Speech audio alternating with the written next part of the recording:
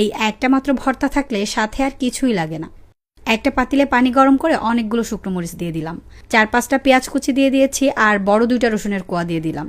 সবকিছু একটু সেদ্ধ করে তুলে নিচ্ছি, ঠান্ডা করে ভালো করে ব্লেন্ড করে নিব। দেন পাতিলে বেশ খানিকটা সরিষার তেল দিয়ে কিছু রসুনের কোয়া দিয়ে দিয়েছি। এবার অ্যাড করে দিচ্ছি অনেকগুলো সিদোর শুটকি। শুটকিগুলো আমি আগে থেকে ক্লিন করে নিয়েছি। এখন নেড়ে চেড়ে শুটকিগুলো ভেজে নিচ্ছি। এই শুটকির মাঝে যে বড় কাঁটাটা থাকে ওইটা আমি এক সাইড করে তুলে রেখেছি। এবার ব্লেন্ড করা পেঁয়াজ মরিচের পেস্টটা দিয়ে ভাজতে থাকবো। চুলার আঁচটা মিডিয়াম টু লোতে রেখে একটু সময় নিয়ে এটা ভেজে নিতে হবে। একটু ভেজে নিয়ে স্বাদ মতো লবণ আর সামান্য হলুদের গুঁড়া দিয়ে দিলাম। ভাজতে ভাজতে যখন উপরে তেল উঠে আসবে তখন আমি এর মধ্যে কিছু লেবু পাতা অ্যাড করে দিলাম। এইটা দিলে সুন্দর একটা স্মেল আসবে। দেন আরও একটু ভেজে নিয়ে একেবারে শুকনো হয়ে গেলে চুলা বন্ধ করে দিচ্ছি।